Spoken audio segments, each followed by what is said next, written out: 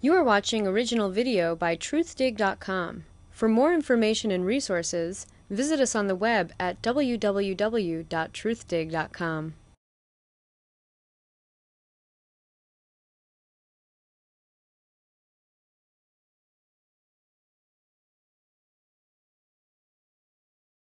Newspapers should teach us to be in love with life. They're in the busy of criticizing life too much. They're too negative. They do all the rapes and murders and destruction. They're happier with tornadoes and the earthquakes. I'm sorry, but that doesn't teach me. Help me to survive all that. Teach me how to be in love every day of my life. I only teach one thing to people. Do the thing that you love and love the thing that you do. Don't do anything else. Don't do anything for money. Don't listen to anyone who gives you money and says, do this. Stop that. You can't do it. You've got to do what you love. I worked for Universal Studios 50 years ago. They wanted me to work on a project, and I was suspicious of them. And they gave me an idea, and I sat down. I said, what are you paying me every week? $300. I said, I'll tell you what I do. I'll do 2 scripts. I'll do one for you and one for me. At the end of 10 days, I'll turn them in, and by the way you choose the right one, I'll either stay or I'll go. You've got to pick the right one to keep me. So I turned in 2 scripts in 10 days, and they said, won't you choose? Don't you want us to choose the one that you love? I said, yes, I do, because that's the right one. And luckily, they chose the right one. I stayed on, and we did. It came from outer space. It's not a great film. It's a nice film. But if they got out of the way even more, it would have been even better.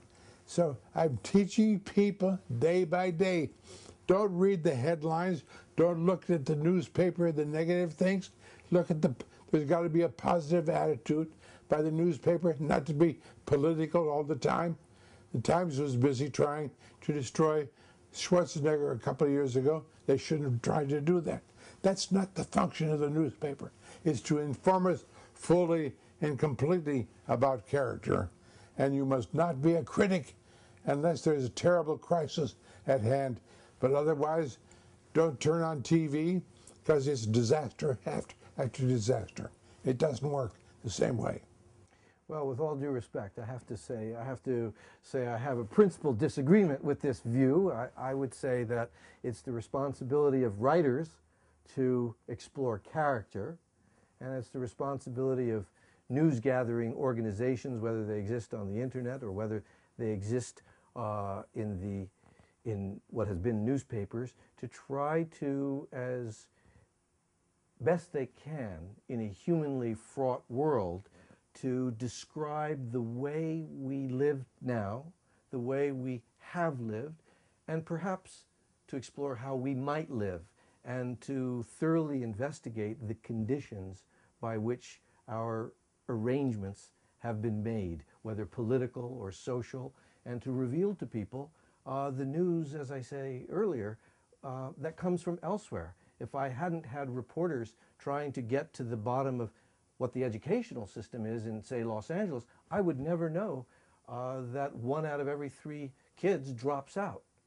That's important news to know, it seems to me, in order to evaluate how politicians are fulfilling their responsibilities to creating a better city for all of us. You have to do both functions at the same moment.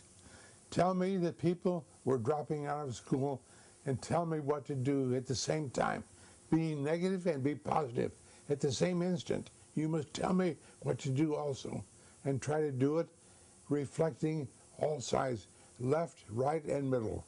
You've got to reflect everything totally in a newspaper, not just one side. Well, I would agree in the sense that that the newspaper or any kind of news-gathering institution should be a forum for a thoroughgoing public debate over all of these issues. Right. I don't think the newspaper alone has the mission or even the responsibility itself of telling the rest of us how to live. We have to tell ourselves how we are to live, and we have to create a political system by which we can hold politicians accountable, and it's they who are charged with developing the answers to the questions that a newspaper properly raises. But the newspaper has to do everything, though. I have, by speaking my mind, changed 6 malls all over the United States. I've recreated downtown LA. I wrote an article for the LA Times 30 years ago. I put my design for the new LA in there, and the Glendale Galleria was built around my idea, and they came and told me, thank you for changing our minds. Century City is recreated by me. I came in twice, and I wrote and told them what was missing. There weren't enough restaurants, there weren't enough good things in the city, and they rebuilt it twice. There are 2 articles on this. That happened because I told them how to do it. I told them things were terrible. Here's what you must do to recreate Century City. That's what newspapers have got to do. Criticize, but then offer the solution. And you've got to believe it, though. And it shouldn't be political. It should be aesthetic. Well, that's, I think, where the concern comes from. Because in a challenged economy and in a newspaper which finds its resources shrinking and its debt having increased, how are you going to continue to provide a forum and a space for concerned and activist and passionate citizens like yourself to propose solutions when there's less space, less energy, and less ambition to do just the things you say? So that's why it's something, I think, of a concern for many people, particularly in Los Angeles, as the city grows and becomes ever more complicated.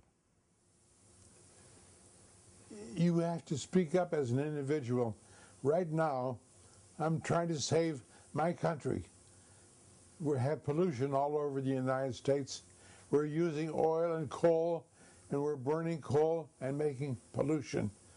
I'm going to write an article. I want it featured in a major magazine, and the front cover should say, Lafayette, come back. I want to bring the French in to save the United States again. They saved us 200 years ago. Without the French, we've never had an American Revolution. I want a new revolution here. Get rid of all the oil, all the coal, bring in nuclear power, bring the French technicians over, and then save the whole country. I'm going to write this article. It's going to be talked about by both parties, and I can change my country because I believe it right now. And I'm going to do this. That's what a newspaper should do, and that's what a book section should do. You got to believe it the way I believe it. I think I can save my country right now. Well, the thing I've always admired about you, Ray, is that, like André Gide, the French writer, once remarked to his journals, he said, I know I will have entered old age the moment I wake up and am no longer angry. And that you have kept the capacity to wake up angry about the way the world is the single greatest reason for having hope in the future, and I thank you for it. I'm glad. Thank you. You are watching original video by Truthdig.com. For more information and resources, visit us on the web at www.truthdig.com.